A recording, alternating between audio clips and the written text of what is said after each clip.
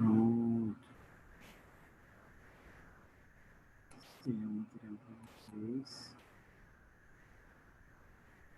Vamos lá. Queridos, boa noite a todos. Eu já coloquei a nossa aula aqui para gravar. As aulas anteriores, elas estão disponíveis lá no YouTube, através do link lá do Classroom.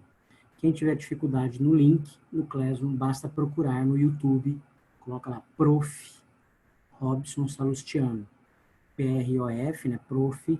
Robson Salustiano, e você vai, né, ter lá acesso, porque esse canal foi criado exclusivo para colocar as aulas gravadas e elas estão disponíveis em ambiente público. Então, qualquer pessoa pode ter acesso, tá? Ok, tá? Vamos lá. Não precisem, né, colocar o nome aqui não é colocar presente, nada disso, porque, né, eu já tenho, né, a lista, como imprimir a lista, só que eu estou achando pouco aluno. Então, nós estamos com 12 alunos aqui, 13 comigo, agora 13, 14 comigo, tá? E geralmente é uma sala com mais de 30 alunos aqui presentes. Queridos, nós vamos falar hoje de um outro assunto, continuando aquela retórica nossa de direito das obrigações. Nós vamos falar aqui hoje sobre solidariedade. Antes de falarmos sobre a solidariedade, primeiro eu preciso que vocês entendam a diferença de solidariedade e subsidiariedade. Então, eu preciso que vocês entendam a diferença entre responsabilidade solidária e responsabilidade subsidiária. São duas coisas totalmente diferentes. Professor, o que é a responsabilidade, então, solidária? A responsabilidade solidária, pessoal, todas as pessoas respondem juntamente com o crédito, ou todas as pessoas respondem conjuntamente com o débito. Então, por exemplo, se são 3 devedores, quem deve? Por exemplo, vamos colocar aqui, vamos dar um exemplo. 3 devedores que devem 5 mil reais. Então, o devedor número 1 deve quanto? 5 mil. O devedor número 2 deve quanto? 5 mil. E o devedor número 3 deve também 5 mil. Então, cada um é responsável pela dívida toda. É isso que eu estou querendo dizer. Na responsabilidade solidária, cada devedor é responsável pela dívida toda. Não existe aqui aquela situação de dizer o seguinte: eu paguei a minha parte, estou liberado. Não. Se a dívida é de 3 mil reais e são 3 devedores, cada devedor responde pelo total da dívida, 3 mil reais. Aí vem o devedor número 1 e fala, eu vou pagar minha parte, vou pagar 1.000 reais. Ele continua obrigado por 2 mil reais. E os colegas dele, os outros dois, continuam também obrigados com 2 mil reais. Então, não existe aquela situação de paguei a minha parte, estou liberado. Não existe isso. Aqui, na obrigação solidária, todos os devedores são igualmente responsáveis pela dívida toda. Se pagou 10%, continua obrigado com 90%. Se pagou 20%, continua obrigado com 80%. Se pagou 70%, continua obrigados com 30%. Não importa quem pagou. Todos são igualmente responsáveis. Todos. E assim acontece também com os credores. Se somos em 3 credores, o credor número 1 tem direito de receber quanto? Todo o crédito. O credor número 2, todo o crédito. Então, veja. O crédito que os credores tinham para receber era de 3 mil reais. Foi pago 1.500 reais. Então, vamos fazer o seguinte, vamos dar 1.000 reais para um e 500 para outro. Não, não existe isso. Não existe. Então, você vai pegar os 1.500 reais, vai dar 500 para cada um. 500 para um, 500 para outro, 500 para outro. E o restante, professor, dos outros 1.500? Todos eles continuam aí, né, com o direito de receber o restante do crédito. E aí, obviamente, aqui surge uma outra situação, um outro detalhe. Quando o devedor ele vai até os credores solidários para pagar, ele pode pagar qualquer um. Ele não precisa chamar todos os outros para poder pagar, e ele também não precisa que esse credor apresente uma procuração dos demais. Ele não precisa disso. O que ele faz? Ele chama qualquer um dos credores, paga, cumpre a obrigação, e aqui não é só dinheiro, tá?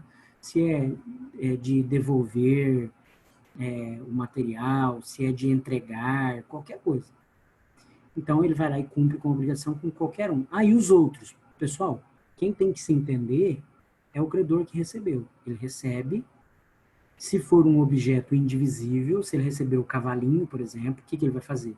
Ele vai vender o cavalinho e repartir o dinheiro para os demais credores. Se for um objeto divisível, obviamente ele vai dividir em partes iguais para os demais credores. Isso é solidariedade.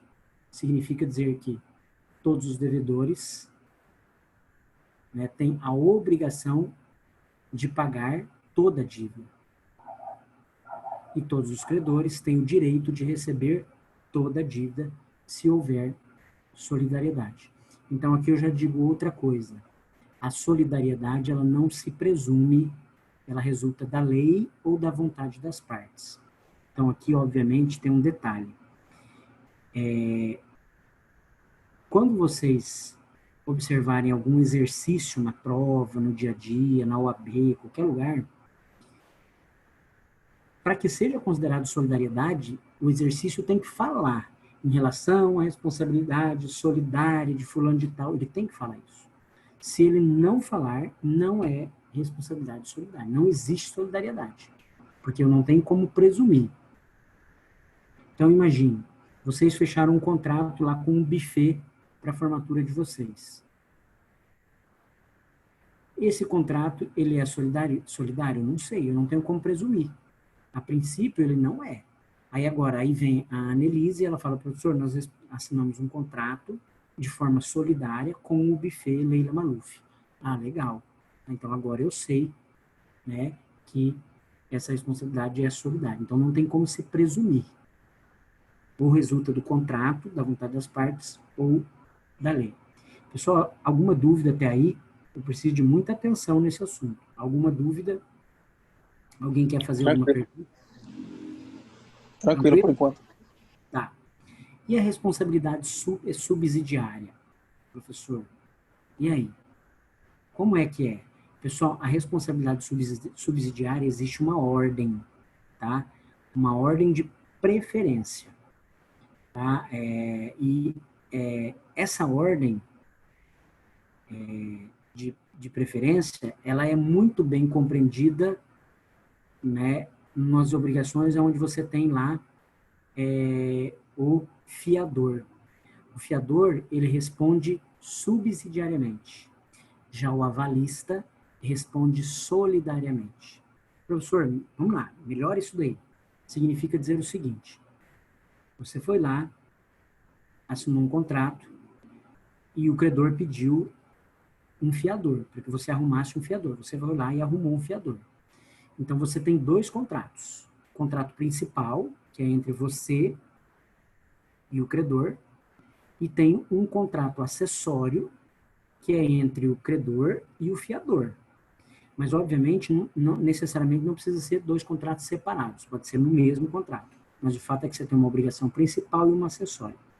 E você não paga, você não cumpriu com a obrigação. O que vai acontecer? O credor vai te executar. Ele vai te executar. Só que aí, primeiro, quando eu falo assim, executar, significa dizer que ele vai te cobrar. Mas aí, primeiro, ele cobra você, aí você não tem patrimônio, você não consegue, não paga. Aí ele vai cobrar o fiador, ele vai requerer o patrimônio do fiador, porque o fiador garantiu a obrigação. Então, existe uma ordem. Já o avalista não existe. O avalista responde de forma solidária. Então, se o devedor não paga, não cumpre com a obrigação, eu posso cobrar tanto dele como devedor, como do avalista. E aí eu vou falar, não, vou cobrar direto do avalista. Sem problema nenhum. Eu vou lá, porque ele responde de forma solidária, ele é um garantidor. Então, a diferença entre fiador e avalista é essa. Os dois garantem, são garantidores, mas, na verdade, um responde subsidiariamente, fiador, e o avalista responde solidariamente. Mais alguma dúvida? Alguma dúvida, gente? Podemos tocar? O fiador responde solidariamente? Não. O fiador responde subsidiariamente. Ah, tá. Primeiro, o devedor principal. Ah, ele não paga, ele não tem patrimônio, enfim, aí você vai num fiador. O avalista já não. Se você quiser, o devedor não pagou, se você quiser cobrar direto o avalista, você cobra. Tá? Não existe uma ordem de preferência. Uma vez que o devedor não paga, você já pode ir direto no avalista, porque ele responde solidariamente. Entenderam agora? Professor, Pode falar. é contrato acessório e qual que é o outro mesmo? O outro é principal. Você pega, por exemplo, um contrato de aluguel, né, de locação. O principal é você que está locando lá o imóvel, né, com o locador, locatário e locador. E aí, só que aí, o proprietário do imóvel fala, não, mas eu preciso de um avalista, ou eu preciso de um fiador. E aí você consegue, o fiador, o avalista, vai lá, leva. Tem que fazer outro contrato, professor? Não, não precisa, pode ser no mesmo contrato. Tá? Mas, na verdade, o principal é você e o locador. E o acessório é o locador e o avalista, ou o fiador. Né? Até porque se você paga e se você cumpre, fiador e avalista vai ficar ali de boa, tranquilo, não vai acontecer nada com eles. Existe até uma discussão na doutrina se o fiador ou avalista ele é parte. Alguns entendem que ele não é parte. Né? Ele não é parte. Ele é um garantidor, mas ele não é parte. Agora, outros entendem que ele é parte da relação obrigacional. Mas essa é uma outra discussão doutrinária, né, que se dá. Eu, particularmente, entendo que ele é um garantidor apenas. Tá? Mais alguma dúvida, gente? Até aí, para a gente continuar?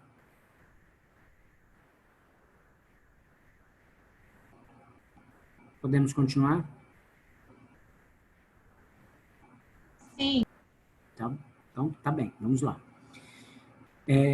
Pessoal, então, visto que agora vocês entenderam essa discussão entre responsabilidade subsidiária e responsabilidade solidária, talvez alguém me pergunte, professor, então é melhor ser fiador, né? Não, não é melhor ser nada, certo? Você garantir a responsabilidade de alguém, né? Isso não é bom, em momento algum, tá? Até porque, quando você assina isso, você está dizendo, olha, se ele não pagar, eu vou pagar. Inclusive, eu estou colocando o meu patrimônio à disposição, tá? Tudo, né, o que eu tenho, eu estou colocando à disposição. Então, isso não é bom, tá? Em nenhum caso, nem outro. Tá? Nas duas formas, nenhuma das duas é indicada. É óbvio que a gente sabe que alguns contratos, né, são requeridos fiador ou avalista, e aí não tem para onde fugir. Por exemplo, você vai lá financiar um carro, um veículo. Muitas vezes você, né, não tem um nome, enfim. Eu não diria, você tem até seu nome limpo, mas você tem histórico de atraso. Aí o banco fala assim, olha, o banco te nega o crédito. Só que o banco pode chegar até você e falar, olha, eu até consigo o crédito, mas você precisa de um avalista. Aí é diferente. Tá? Isso significa dizer o seguinte, olha, você não tem histórico de bom pagador. Né? É lógico que o banco não vai te dizer isso. Você tem histórico de atraso. Mas se você me arruma um avalista, aí ok, aí a gente, né, finaliza o contrato aqui. Significa dizer o quê? O banco está se garantindo. Se você não pagar, ele vai cobrar do avalista que garantiu aquele contrato. Ok? Então, essa é uma diferença básica aí para começarmos a entender sobre obrigações solidárias. Então, veja que o primeiro artigo do direito das obrigações, de obrigações solidárias, é o artigo 264. E, para entendermos sobre solidariedade, precisamos saber que existem dois tipos de solidariedade. A solidariedade ativa e a solidariedade passiva. Eu falei para vocês no início da aula quem é o sujeito ativo da obrigação, lá no início do semestre. O sujeito ativo é o credor. Quem é o sujeito passivo? É o devedor. Quando nós estudarmos no semestre que vem sobre a teoria do pagamento, aí vai se inverter. Quem paga é o devedor e ele é sujeito ativo. E quem recebe é o credor, que é o sujeito passivo. Mas aqui não. Aqui nós estamos falando de obrigação. Numa relação obrigacional, o sujeito ativo é o credor e o sujeito passivo é o devedor. Se eu estou dizendo que o sujeito ativo é o credor, então nós estamos falando de solidariedade ativa. Se eu digo que o sujeito passivo é o devedor, obviamente, falaremos então que a solidariedade ela é passiva. E aí, voltando aqui naquilo que eu expliquei para vocês, a solidariedade ela não se presume. Eu não posso, por exemplo, observar um grupo de pessoas que realizou ali um acordo e falar, olha, eles realizaram um acordo solidário. Eu não posso. Não se presume. Ou seja, eles assinaram a vontade deles, eles se manifestaram, falando, não, aqui nós somos solidários. Ou, né, a lei determina.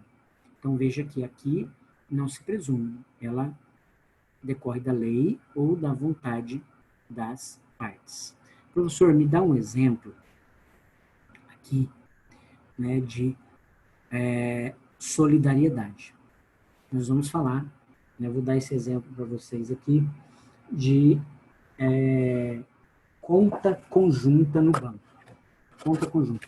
Hoje não é muito mais comum, mas antigamente era muito comum, e antigamente mesmo, estou falando aqui de 86, 84, até 87, 88, por aí. Né? Quando ainda o computador era tela verde ainda. Né? E não existia nem como é que fala? Não existia nem o Windows ainda. Isso foi anterior ao Windows 98 ainda. Mas vamos lá para 1985, 84. Né? Quando você ia no banco, na verdade, o controle da sua conta corrente era feita por fichas. Então, eu ia lá, sacava um dinheiro e eles anotavam na ficha. Né? Era dessa forma. E, obviamente, o talão do cartão de crédito não era qualquer pessoa que tinha cartão de crédito.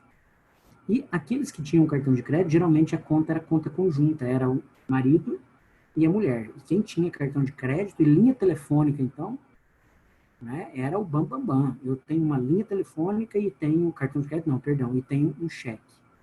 Então, veja que eram pessoas, né, da alta sociedade. Tinham... Eu já ia perguntar, professor, vai existir cartão de crédito nessa época? Eu achei que era só cheque. Só cheque. Eu que, né, confundi aqui. Quem tinha cheque e quem tinha linha telefônica, né, até porque aquelas linhas telefônicas, elas valiam dinheiro, né. Agora, hoje já não.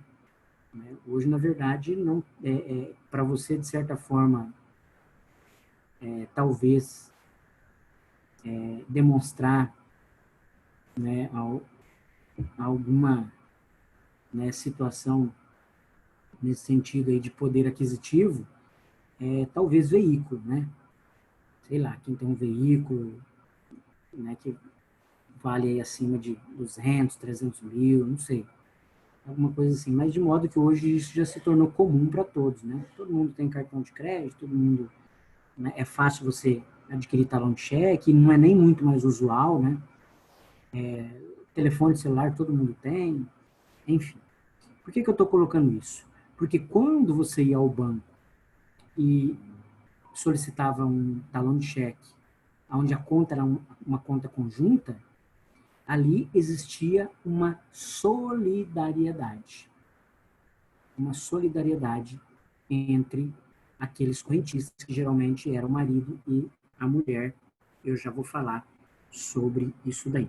Tá? Mas é para exemplificar aqui para vocês um exemplo de solidariedade aqui resultante, né, da vontade das partes. Então, eles iam ao banco né, ali solicitavam esse talão de cheque, abriam uma conta corrente em conjunto e eles assinavam que eles responderiam de forma solidária um com o outro.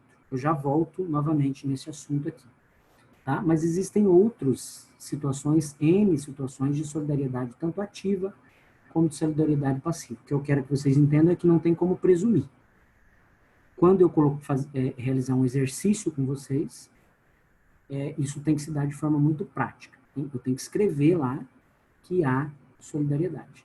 Então, veja, existe solidariedade quando na mesma obrigação concorre uma pluralidade de credores, então, ou seja, tem que ter mais de um, 2, 3, 4, 5, enfim, de 2 acima. Cada um com direito a toda dívida, porque se eu estou falando de credor, todos têm direito a receber toda a dívida. Professor, mas eles não têm direito a receber a sua parte? Não. Eles têm direito a receber toda a dívida. Professor, quem é que pode cobrar a dívida? Qualquer um dos credores. E eles têm direito a cobrar quanto? Eles têm direito a cobrar toda a dívida. Então, se são 10 credores, quem é que pode cobrar? Qualquer um. E quanto é que ele pode cobrar? Tudo. Tudo. Tudo que tem direito, porque existe ali uma solidariedade entre aqueles credores. Professor, ele recebeu. Se ele recebeu, né, a obrigação, a dívida, o que ele faz? Se é um objeto indivisível, ele vende e reparte em dinheiro para os outros credores. Se é divisível, ele já automaticamente divide para os demais credores. O que eu quero que vocês entendam também é que o primeiro credor que demandar significa dizer o quê? Cobrar. O primeiro credor que cobrar, demandar, é a mesma coisa. Obviamente, o devedor fica obrigado agora a pagar a ele. Professor, mas não é solidariedade? Ele não pode pagar qualquer um dos credores? Ele pode pagar qualquer um dos credores enquanto não demandado, enquanto ninguém cobrar o devedor. Agora, se são 10 credores, aí pega lá o credor número 1, e ele vai lá e cobra, executa, e ele está cobrando. O devedor fica obrigado agora a pagar para ele toda a dívida. E os demais, professor, os demais vão receber também. Porque uma vez que o credor que demandou receba, ele vai, se for indivisível, vai vender e passar o dinheiro, né, a parte que cai da cada um dos demais.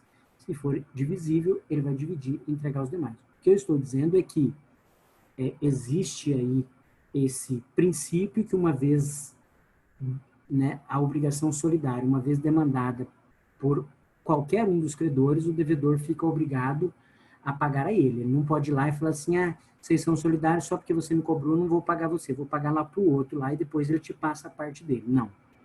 Você só pode fazer isso enquanto você não é demandado. Aí você escolhe qualquer dos credores. Você vai lá e fala, vou pagar para aquele ali. Você vai lá e paga. Tudo bem, pessoal? Podemos avançar? Vamos lá? Tá? Só dá um ok aí, gente. Tá? E a solidariedade passiva. O que é a solidariedade passiva? É uma pluralidade de devedores, quer dizer, 2 ou mais, cada um obrigado pela dívida toda. A dívida toda. Então, significa dizer que ele não deve sozinho a sua parte. Ele deve toda a dívida. Ele é solidário. E eu sempre brinco com os meus alunos o seguinte, solidariedade é na alegria, na tristeza, na saúde, na doença, até que a obrigação seja cumprida. Até que a obrigação seja cumprida. Tá? Então, isso chama-se solidariedade. Ok? Vamos lá. O artigo 264, então, ele repete o que eu expliquei para vocês. Existe solidariedade quando na mesma obrigação concorre mais de um credor, significa dizer o quê? Solidariedade ativa. Ou mais de um devedor, solidariedade passiva. Neste caso, cada um com direito, né, ou obrigado à dívida toda. Quem tem direito? Credor. Quem é obrigado? O devedor. Aí o final do artigo fala o quê? A dívida toda. Então, há basicamente 2 tipos de solidariedade, a ativa e a passiva. Veja, aqui, mais um exemplo, voltando no exemplo aqui, então, da conta corrente. O que eu tenho ali? Solidariedade ativa. Solidariedade ativa.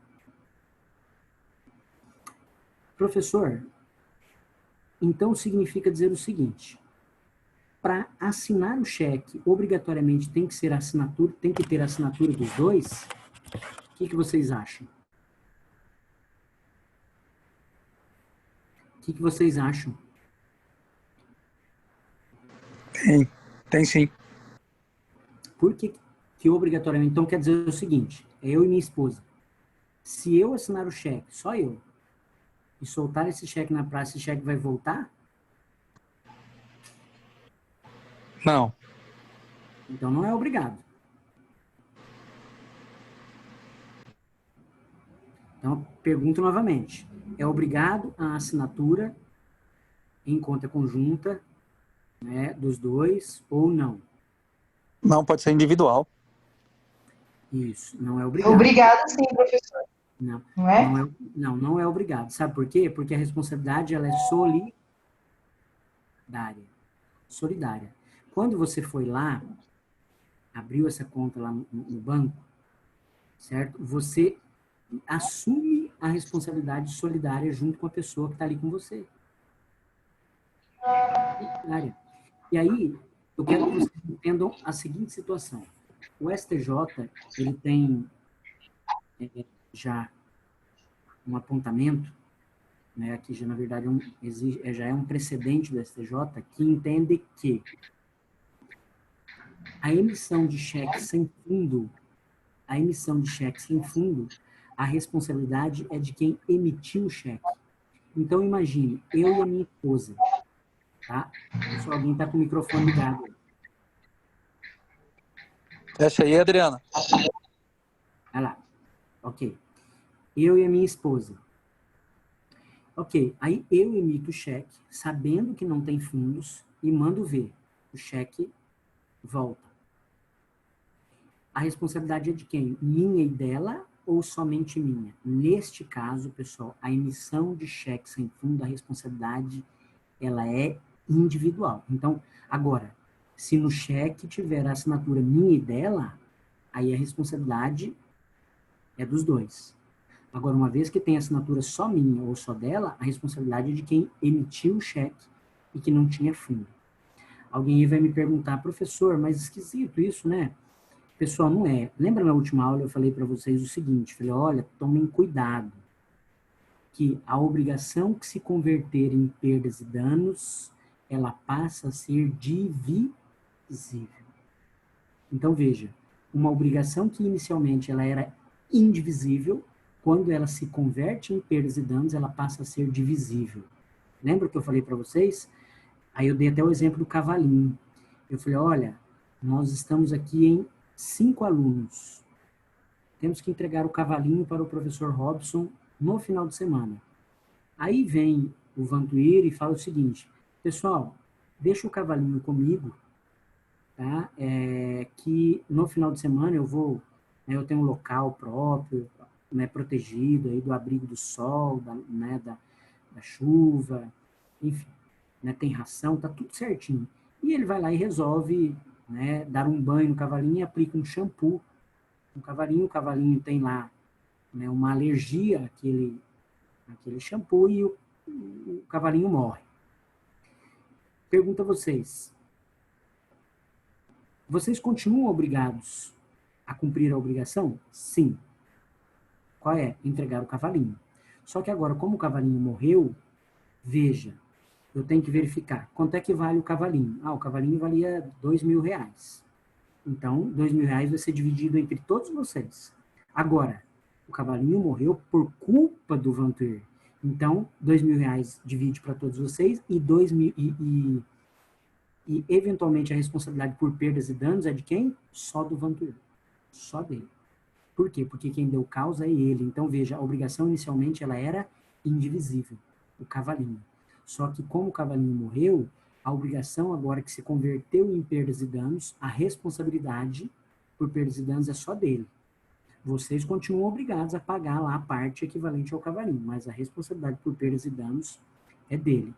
E aqui, pessoal, a mesma sistemática é a da conta no banco.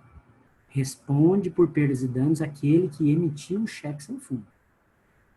Tá? Aquele que emitiu o cheque sem fundo. O outro vai responder por perdas e danos, professor? Não. O professor sabe o número da súmula? Eu não tenho ela aqui de cabeça e eu não sei se eu coloquei no material de vocês. Mas tem uma súmula a respeito disso. Tá? Depois eu posso procurar saber, não sei se está no material de vocês. Tá? Mas eu vejo sim. Tá? O que eu quero que vocês entendam é exatamente isso. A obrigação é solidária, mas aquele que emitiu o cheque sem fundos, foi só ele que assinou, quem responde por perdas e danos é ele, tá? Então, vamos lá. Continuando aí. Então, na solidariedade ativa existe uma pluralidade de credores, vários credores. Professor, só para tirar uma dúvida. É porque o que ocorre nas escolas? Lá o conselho, existe uma conta conjunta para o conselho. E aí todos têm que assinar o cheque. Por isso que eu entendi, que eu achava que também seria assim.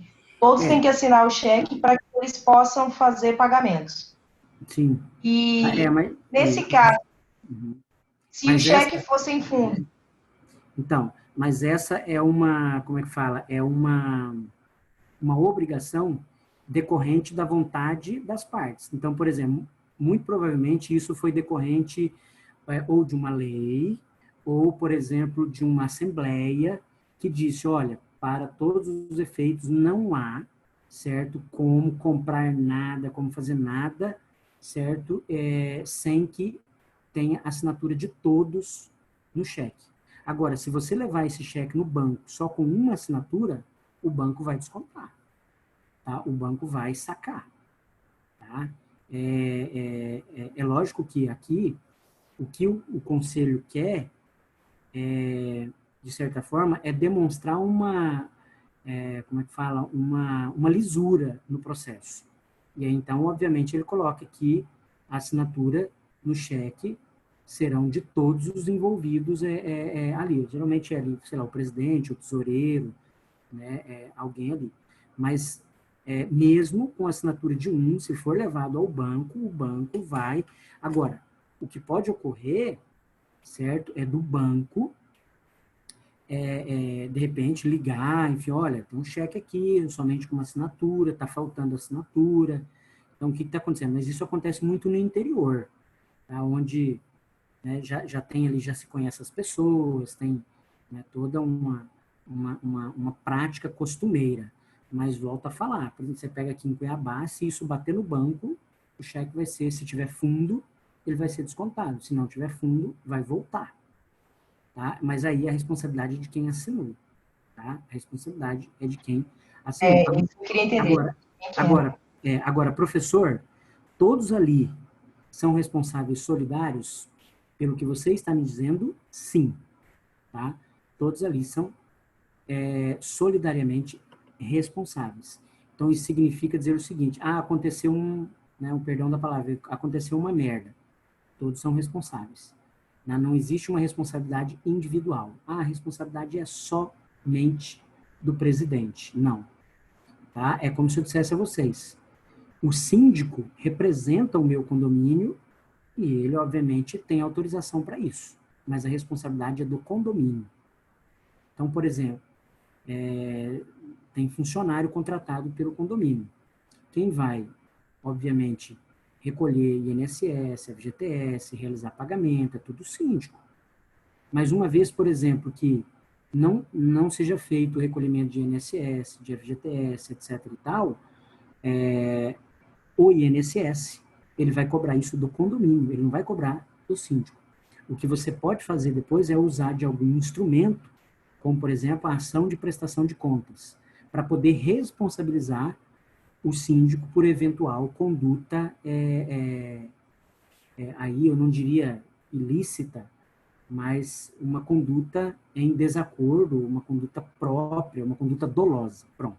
Uma conduta dolosa por parte do síndico, mas a responsabilidade sempre é do condomínio e dentro do condomínio nós temos uma solidariedade. Tá? O que existe aqui é uma solidariedade. Então, no exemplo da escola que você falou aí, é a mesma coisa. Tá? O que existe ali é uma solidariedade. É lógico que lá você tem uma lisura maior, né, no processo.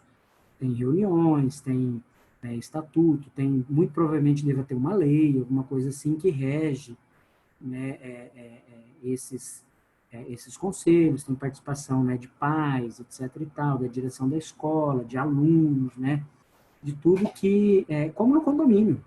Condomínio também, você tem o conselho fiscal, o conselho curador, né, e aí, na reunião, por exemplo, nas assembleias, é prestado contas, né? Então, por exemplo, ele tem que prestar contas anualmente. Presta. Tudo bem? Mas aqui em relação ao cheque, é bem isso que eu disse, tá? Isso é decorrente da vontade das partes, ou seja, não sai daqui nenhum cheque que não esteja assinado por todos, tá? Até porque, se você verificar no banco, quando você faz, por exemplo, abre lá uma conta conjunta, e que geralmente ela leva ali o nome, um exemplo que você falou aí do conselho, o banco, por exemplo, ele pede para cada uma das pessoas assinarem um cartão no banco. Aí você assina, o outro assina, o outro assina, que é para o banco conferir a assinatura. Agora, é obrigado todos assinarem? Na verdade, é aquilo que eu disse. Se chegar lá no banco com assinatura só de um, o banco vai, se tiver fundo, ele vai descontar. Tá? Obviamente, ele vai conferir a assinatura, né? Tudo bem? Acho que deu para esclarecer a dúvida? Deu sim, professor. Obrigada. Vamos lá. Ok? Então, é importante que você entenda isso, tá? Verificar se não tem como presumir, é isso que eu estou dizendo. Verificar depois de que forma vocês que compõem o conselho respondem. Tem que estar escrito isso em algum lugar. Tem que estar escrito isso no estatuto, no regulamento, no regimento, na lei, tem que estar escrito. Professor, não tem nada, não tem escrito isso em lugar algum. Aí você tem que ir lá no banco, certo? E verificar. Obviamente, se é uma conta conjunta, pronto. A responsabilidade é inerente àquela conta corrente. Agora, professor, por exemplo, conduta. Não, conduta daí é uma questão daí do conselho, aí você vai ter que verificar, sei lá, se, de que forma isso vai ser apurado e tal, aí é outra coisa. Então, obviamente, teria que procurar verificar isso aí. Mas se tem conta no banco, se tem assinatura de 2, 3 pessoas, é solidariedade. Tá? Não tem o que aqui como escapar. Certo? Então, como eu coloquei aqui, a solidariedade, ela jamais se presume. Decorre da lei, eu vou da vontade das partes. É o princípio da não presumibilidade da solidariedade. Tá? E aí vem o 265 e fala o que eu disse. A solidariedade não se presume, resulta da lei, da vontade das partes. Professor, então, se você passar um exercício, tem que estar escrito a palavra lá? Tem. Eu tenho que, em algum momento, colocar que tem solidariedade, que é obrigação solidária, eu tenho que deixar isso caracterizado. Professor, e se não tiver? Aí é obrigação conjunta. É uma obrigação conjunta, onde não há responsabilidade solidária. É uma obrigação com mais de uma pessoa, mas não existe solidariedade entre eles. Tá? Não existe. É o caso do buffet. Vocês fizeram um contrato com o Leila Maluf, né? É uma obrigação conjunta, mas cada um responde de forma individual. Tá? Agora, não, professor, nós assinamos lá no contrato e lá a obrigação é solidária. Estava previsto? Estava, então pronto. Obrigação solidária. Né? Todo mundo responde pela totalidade. Aí vai acontecer o que aconteceu com os meus alunos lá na Unic. Isso há uns 5 anos atrás. Eles colaram grau, ok, fizeram a festa, uma festazinha bacana e tal, mas assinaram um contrato com o buffet de solidariedade. O buffet vai cobrar de quem, professor? Porque eles não pagaram. Pagaram uma porcentagem lá, pagaram, parece que 30% ou 40% do valor. E aí, professor, o buffet daí, professor, como é que foi? O buffet prestou o serviço, tinha contrato, prestou. E como é que ficou, professor, os outros 60%? Eles passaram quase 6 meses fazendo rifa, fazendo feijoada, promoção, mesmo depois de formado, para poder pagar ali, né, a obrigação, para poder cumprir com a obrigação. Por quê? Porque senão o buffet ia pegar qualquer um daqueles alunos, qualquer um, ele falava, vou pegar esse aqui acho que tem patrimônio, e executar ele. Tá? Então, veja que isso é possível. Professor, e se ele executar um dos alunos, e esse aluno vai lá e paga? O que ele vira, pessoal? Ele vira credor agora. Ele vai tirar a parte dele, obviamente, e ele vai cobrar dos demais colegas. Ele vai falar, agora quem vai cobrar não é o buffet, não, quem vai cobrar é eu. Tá? E ele vira credor e ele tem esse direito.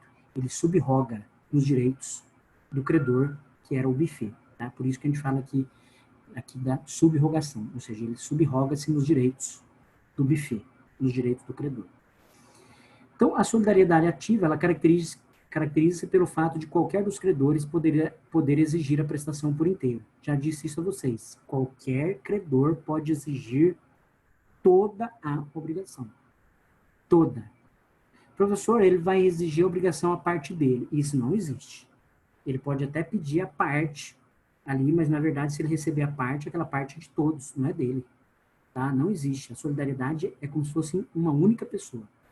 E aí vem o artigo 266 e fala o seguinte: a obrigação solidária pode ser pura e simples para um dos codevedores, também cocredores, e condicional ou a prazo ou pagável em lugar diferente para outros. Isso significa dizer o seguinte, pessoal: numa mesma obrigação solidária, eu posso dizer o seguinte: para o Vantuir, deixa eu pegar o nome de vocês aqui, que eu acho melhor. Para o Vantuir, para o Luiz e para a Annelise, eles devem cumprir essa obrigação aqui em Cuiabá. O lugar do pagamento é aqui. Já para o Gesimael, para a Damile, tá? E para a Karen, essa obrigação ela vai ser cumprida lá em Várzea Grande. Professor, são solidários, a obrigação é uma só. No entanto, eu estipulei situações diferentes. Eu posso ter colocado também alguma condição, né? Olha, para a Damile e para o Luiz, né, ele vai ser cumprido aqui em Cuiabá, mas, no entanto, tem uma condição para que eles cumpram aqui essa obrigação, para que eles recebam. Tá? Então, veja, eu posso estabelecer dentro de uma mesma obrigação solidária diferentes situações para cada um, ou dos devedores ou dos credores. Ok? 267. O 267 fala assim: cada um dos credores solidários tem direito a exigir do devedor o cumprimento da prestação por inteiro. Olha que legal. Eu expliquei sobre isso. Tá? Então, veja que todos os credores têm o direito de exigir, certo? Qualquer um deles, de exigir toda a dívida. Agora, vale lembrar aí que o 272, ele admite que qualquer credor perdoe a dívida. Pessoal, é óbvio que é isso. É óbvio. Porque se eu estou dizendo, ó, qualquer um pode cobrar a dívida toda, qualquer um pode perdoar. Qualquer um. Então, significa dizer o seguinte, vamos aqui mais uma vez nos exemplos. Imagine que, né, Damile, Luiz, Annelise, Karen e Gesimael sejam credores. Vocês 5. E aí vem a Karen e fala assim: professor, eu vou te perdoar da dívida. Não precisa pagar nada. Não quero nada em troca, professor. Nem nota, não precisa me dar um ponto, nada. Eu vou te perdoar. Né? Imagina, né, Karen? Enfim, vindo de aluno, eu já penso logo em ponto. Falo, bom, se está me falando isso é porque alguma coisa vai querer em troca, e geralmente é pontuação. Tá? Mas aqui não é o caso. Ela simplesmente falou: professor, fica tranquilo, pode ir embora e tal. Ela pode fazer isso? Pode. Né? Vocês são credores solidários, o devedor é eu. Só que o que acontece com Annelise, Luiz, né, Gesimael e Damile? O que vai acontecer? A Karen, como ela me perdoou, ela tem que fazer o seguinte: ela tem que agora responsabilizar-se com a parte que cabe aos outros credores. Ela tem que, na verdade, compensar. Então, imagine, eu vou dar um exemplo de dinheiro. Imagine que são 5 e a dívida era de 5 mil reais. E a Karen perdeu. Não, professor, tá perdoado. O que vai fazer? Agora ela tem que compensar os demais. Obviamente, 5 mil reais dividido por 5 dá R$1.000 para cada um. Então ela vai ter que pagar R$1.000 para a Annelise, R$1.000 para o Luiz, R$1.000 para a Damile e o Gesimael mais R$1.000. E aí, beleza. Ela só tem que fazer isso. Ela tem que compensar os demais credores né, pelo perdão dela. Então, quer dizer, vocês já viram aquele ditado, né, fazer graça com o olho dos outros, né, pimenta no olho dos outros é bom, né, mas no seu jamais. Então, é aquela velha história. Se ela faz uma graça, ela tem que arcar com o custo disso, tá? Vamos lá. Tô vendo aqui, né? Não compensa, professor? Compensa. Né? Sempre compensa perdoar este nobre professor. Venha, então, nós vamos falar depois do 272, né? Lá na frente, mas eu já até coloquei no material aí, tá lá. O credor que tiver remitido, pessoal, remitido significa perdoado. Então, significa dizer, o credor que tiver perdoado a dívida ou recebido o pagamento responderá aos outros pela parte que lhe caiba. Então, no exemplo que eu dei, se a Karen perdoou, ela responde para os demais, né, inerente à parte que cabe a cada um deles. O que acontece comigo? Nada. Quero nem saber. Problema da Karen. Karen, se vira aí com os demais. Estou indo embora, né? A obrigação foi cumprida, porque na verdade você me perdoou. Então, né, não devo nada mais. Vamos lá. Continuando aqui. São raras as hipóteses de solidariedade ativa, né, previstas em lei. Mas aqui tem alguns casos, né, uma lei que ainda é de 48, lei 209/48, que fala aqui da forma de pagamento dos débitos civis e comerciais, né, de criadores e recriadores de gado bovino. O artigo cuidava, né, do caso de solidariedade ativa que dispõe sobre a forma de pagamento dos débitos dos pecuaristas. Tá? Então, é muito complicado. O exemplo mais próximo aqui é a questão de conta corrente. Olha aqui, ó. Por um lado, um bom exemplo de solidariedade ativa prevista em contrato é o contrato de abertura de conta corrente. Aqui tem um RESP, tá, pessoal, que é um recurso especial. Eu não me recordo agora de súmula do STJ, pois eu, né, mas vocês podem dar uma pesquisada no Google aí também, mas o RESP é esse aqui, que é o recurso especial 708.612, Rondônia, né, RO. Não é que todos são assim, mas em regra o contrato prevê solidariedade ativa, tá bom? Né, porém, aquilo que eu expliquei no início da aula, pela emissão de cheque sem fundo, a responsabilidade ela é pessoal. Pessoal. Ok? Vamos lá. Então, terminando aqui, ó. Artigo 268. Tudo isso eu já expliquei. Ó. Enquanto algum dos credores solidários não demandar o devedor comum, significa dizer o quê? Enquanto ele não cobrar o devedor, a qualquer daqueles poderá este pagar. Significa dizer o seguinte, enquanto nenhum credor cobrar, enquanto nenhum deles cobrar, o devedor pode pagar para qualquer um. Tá? Olha que legal a gente ler a letra de lei, né, pessoal? No início, eu sempre explicava isso, na sala de aula eu também faço isso. Eu coloco os tópicos tudo em quadro, vou falando, e depois eu vou na letra de lei. Porque o aluno, muitas vezes, ele não consegue interpretar. E aqui, com a aula, com a explicação e com a leitura da letra de lei, como a gente tem tempo para isso, e aí ele consegue entender aqui a leitura, né, a letra da lei. Olha, em seguida vem o 269, fala o seguinte: o pagamento feito a um dos credores solidários extingue a dívida até o montante do que lhe foi pago. Significa dizer o seguinte, se eu pagar a metade da dívida, ok, a dívida está extinta até a metade. Só que eu continuo obrigado com o quê? Com a outra metade. Mas eu continuo obrigado com quem? Com todos os credores. Professor, eu paguei 90% da dívida. E os 10%? Você continua obrigado com os 10% com todos os credores. Todos os credores. E o credor, qualquer credor que receba, ele tem que repartir para os demais. Ele não pode chegar e falar assim, eu vou pegar, essa é a minha parte. Não. Se ele recebeu R$1, né, e se são 2 credores, ele tem que dar 50 centavos para um e ele ficar com 50 centavos. Tá? Pouco importa aqui, né, a situação, a não ser que o objeto seja divisível. Aí ele tem que vender e passar o dinheiro para os demais. 270. Fala lá. Se um dos credores solidários falecer, né, deixando herdeiros, olha só, pessoal, deixando herdeiros, cada um destes, ou seja, cada um dos herdeiros, só terá direito a exigir e receber a cota do crédito que corresponder ao seu quinhão hereditário. salvo se a obrigação for indivisível.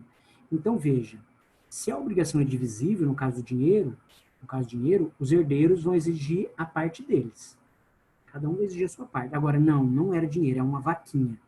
Cada herdeiro vai exigir o quê? A vaquinha inteira. Tá? Então, faleceu o Joãozinho, deixou 3 herdeiros. Se a obrigação é divisível, cada herdeiro vai cobrar a sua parte. Se a obrigação é indivisível, eles vão cobrar a vaquinha inteira. Quem? Qualquer um deles. Né? O filho número 1, o filho número 2, o filho número 3, o herdeiro, né, no caso, número 1, número 2, número 3, vai cobrar a vaquinha por inteiro.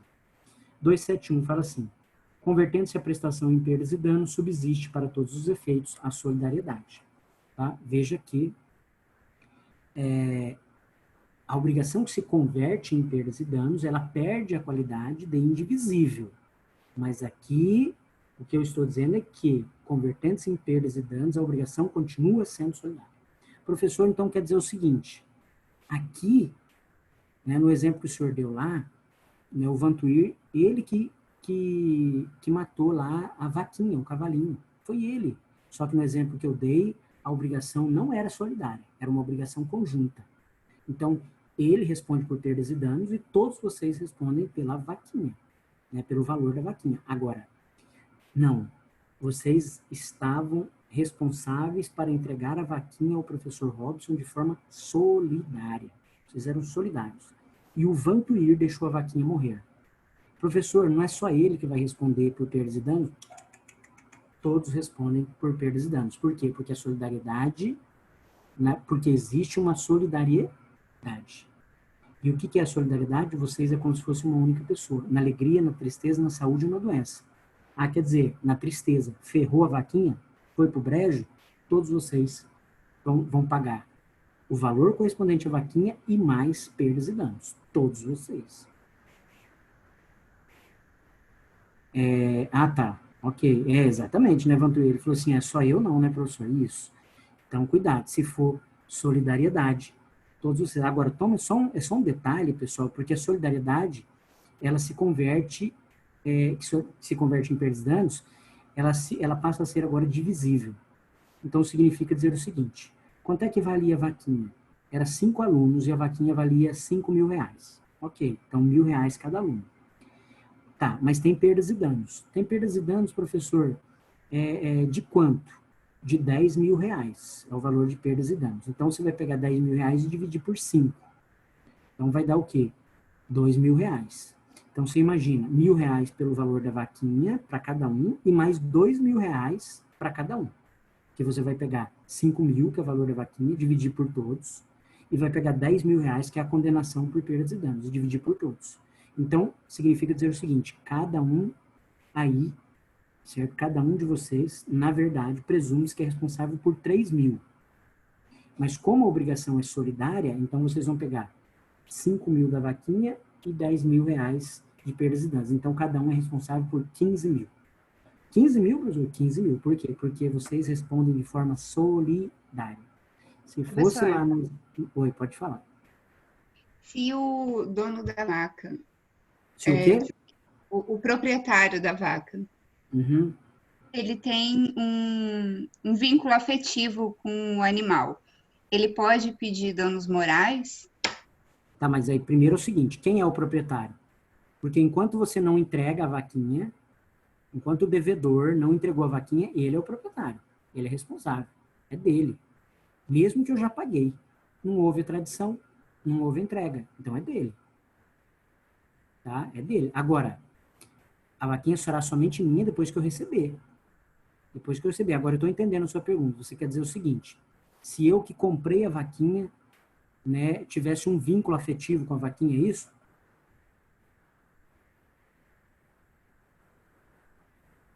Oi. Quem é? Eu tenho um vínculo afetivo com o animal e ele Tá, morreu. mas quem é você? Você é o devedor ou você é o credor? O credor. Então, tá, você é o credor. Só que é o seguinte: tome cuidado. Você só é proprietário, você só vai ser dono da vaquinha quando o devedor entregar para você. Enquanto ele não entregar a vaquinha, certo? A responsabilidade é dele. Mas digamos assim, ele tem que devolver a vaquinha. Ele pegou a vaquinha emprestada, né? É uma vaquinha que você, né, gosta muito dela, enfim, tem uma relação, né, afetiva com o animal, e está aguardando ele devolver a vaquinha. Tá? E aí a vaquinha morre na mão dele. É isso que você quer dizer? É isso. Eu Isso. tenho animal, eu emprestei, mas eu tenho um Aí ele vínculo não, afetivo. isso. Aí ele não devolveu e depois a vaquinha morreu, não é isso? É, eu quero saber se a dívida é só do bem Não. material ou se eu posso pedir danos Não, morais. pode pedir sim, certo? Você vai pedir o valor inerente à vaquinha e você vai discutir aí, certo? Um dano moral em relação à afetividade que você tinha com a vaquinha. Agora, toma cuidado que você não pode só alegar isso. Você tem que comprovar. Professor, de que forma? Você vai alegar, por exemplo, você vai alegar, não, você vai provar, buscar testemunha que a vaquinha, você chamava ela pelo nome, ela atendia. Você, por exemplo, cuidava diretamente da vaquinha, você te dava um tratamento diferenciado, sei lá, você levava a vaquinha para passear, tudo isso. Uma vez que você demonstre isso, né, e obviamente você caiu em depressão, você ficou abalado, você, enfim, né, enfim, teve o seu psicológico abalado com isso, você tem direito, sim, a pedir dano moral. Perda não, perda é o que você vai deixar de lucrar. No caso da vaquinha, você não ia lucrar nada, né, com ela aqui, a princípio. A não ser que você fosse pegar a vaquinha e fosse levar ela num show, para todo mundo ver que a vaquinha obedecia a você e você ia ganhar dinheiro com esse show. Aí tem perdas, tá? O que eu estou querendo dizer é que, cuidado, que no primeiro exemplo que eu dei da última aula do Vantuir, a obrigação não era solidária, a obrigação era conjunta. Então, se é o Vantuir que perdeu a vaquinha, só ele responde por perdas e danos. Vocês todos respondem pelo valor da vaquinha, mas por perdas e danos responde somente ele. Aqui é diferente. Aqui, se o Vantuir perdeu a vaquinha por culpa dele, todos vocês respondem por perdas e danos. Pelo valor e mais perdas e danos. Ah, por quê, professor? Porque vocês são solidários. Tá?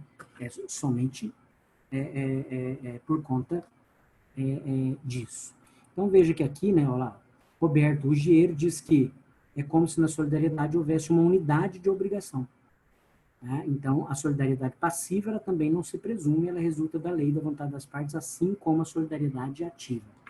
O último artigo, quer dizer, o antepenúltimo artigo diz o seguinte: o credor que tiver remido, perdoado, né, ou recebido, o pagamento responderá aos outros pela parte que lhe cai. Eu já expliquei isso. Se eu recebi, eu passo a parte aos demais. Se eu perdoei, eu tenho aqui que cobrir, de certa forma, né, o prejuízo dos demais, eu tenho que aqui compensar os demais. Penúltimo artigo, 273. A um dos credores solidários não pode o devedor opor as exceções pessoais oponíveis aos outros. Significa dizer o seguinte, pessoal, alguém aqui já participou, por exemplo, de uma discussão numa sala de aula? Tenho certeza que sim. E às vezes está formando aquele barraco na sala de aula e vem alguém querendo apaziguar. Aí a pessoa chega lá e fala, Vantuir, dessa vez eu não vou pegar você não. Vamos pegar aqui um barraqueiro aqui, Karen, vamos lá.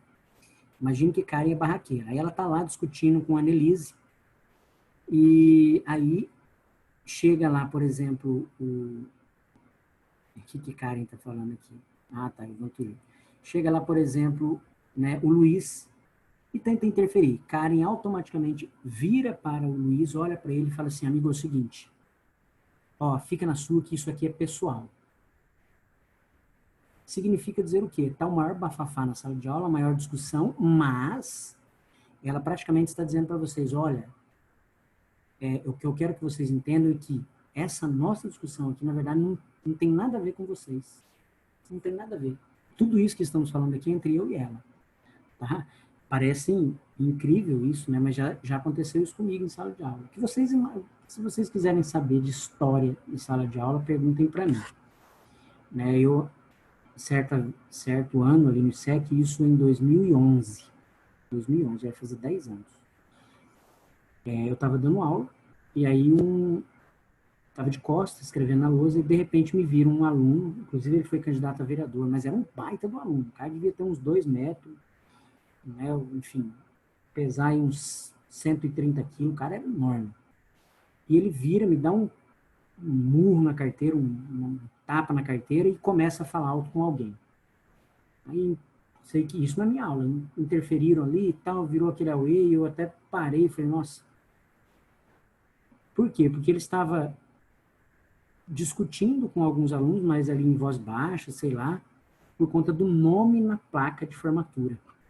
E aí, em dado momento, não sei se ele gostou ou não gostou, ele quis revidar e ele gritou na sala de aula desse jeito, depois eu tomei conhecimento do que era.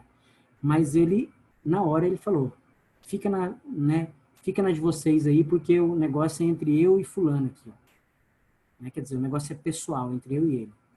E uma outra situação também foi com o uso que ocorreu também, ali, certa vez, né, no ISEC, o uso de tomadas para notebook. O aluno estava usando a tomada na primeira aula, saiu para o intervalo, desconectou o notebook. Quando ele volta, tinha um colega usando a tomada. E ele, educadamente, diz ao colega, olha, preciso que você retire, né, o seu notebook da tomada, porque eu estava usando ele na primeira aula.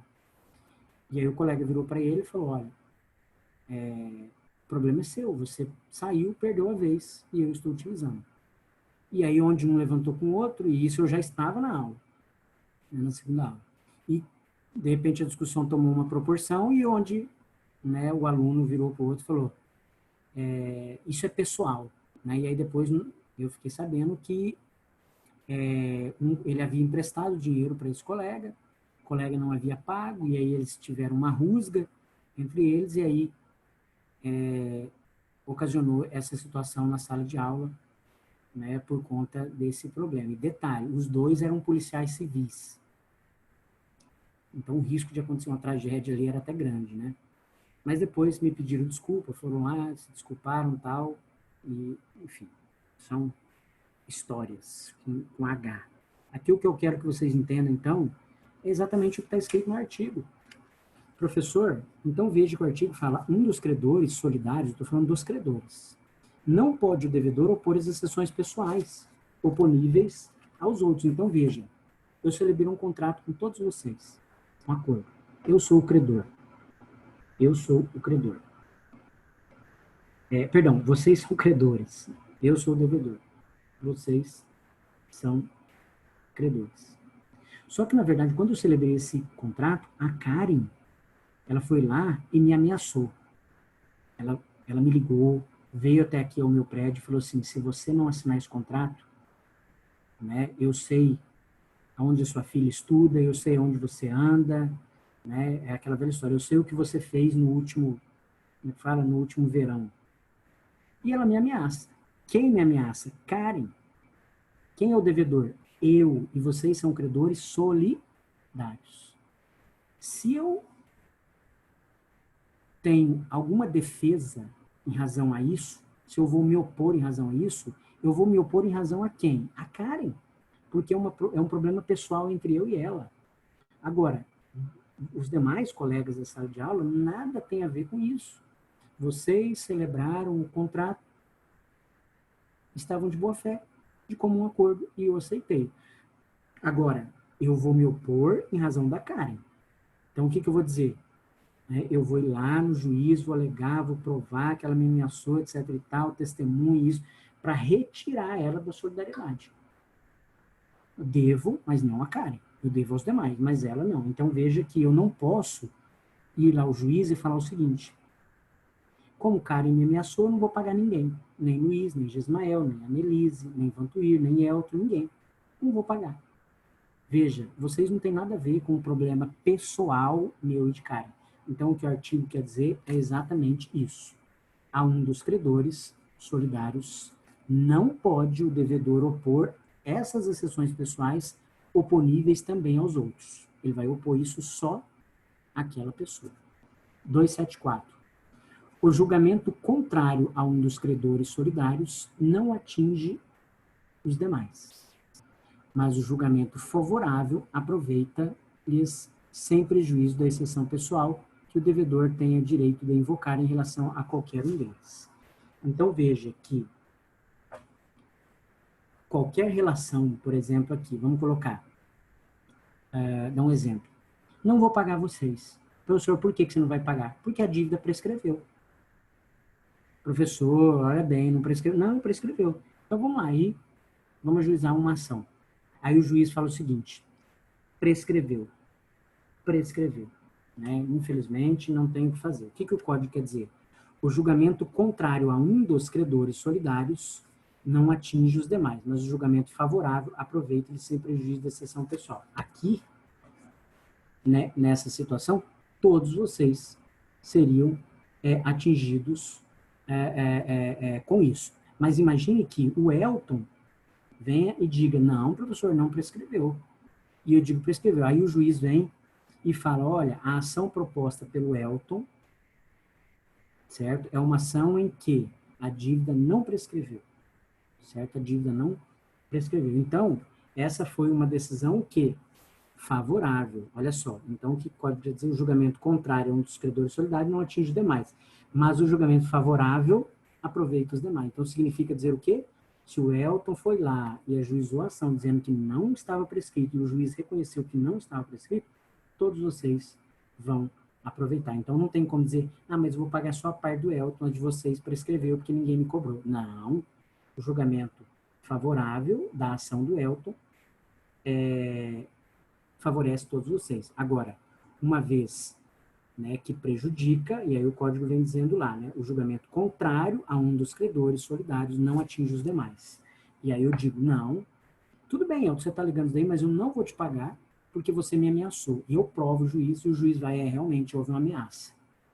Então, como há ameaça, vocês estudaram lá em negócio jurídico que a ameaça é um caso de nulidade do negócio jurídico. Mas isso vai prejudicar quem? Elton. E não vai prejudicar vocês, porque vocês não têm nada a ver com isso. Então, o julgamento foi desfavorável. Então, o julgamento desfavorável ao Elton não aproveita, não prejudica vocês. Agora, o julgamento favorável ao Elton, vocês aproveitam. O que é bom, todo mundo aproveita. O que é ruim, não se aproveita. Resumindo, é isso. Pessoal, próxima aula eu vou falar com vocês sobre solidariedade passiva. É quase que o mesmo ritmo, tá? Aqui, e a gente vai encerrar para iniciarmos aí a transmissão das obrigações, que são duas, a cessão de crédito e a assunção de dívida. Então, eu acredito que mais 1, 2, 3 aulas. Vamos ver aqui, ó, dia 13, dia 20, dia 27. Mais 3 aulas, nós terminamos a nossa ementa. Eu vou passar depois para vocês algumas questões. Vou colocar lá no Classroom, deixa a gente avançar um pouquinho mais. E depois eu passo o gabarito para vocês, para que vocês respondam tal, e já se preparem para a prova aí. Mas estamos tranquilos, nada de correria, né? Vai dar para a gente cumprir essa ementa tudo certinho. Alguma dúvida? Beleza, professor. Boa noite. Então tá, gente. Ficamos por aí. Qualquer coisa pode me chamar no Zap aí no privado. Deixa eu ver, tem alguém perguntando aqui. Boa noite. Valeu então, Vantuir. Até mais, gente.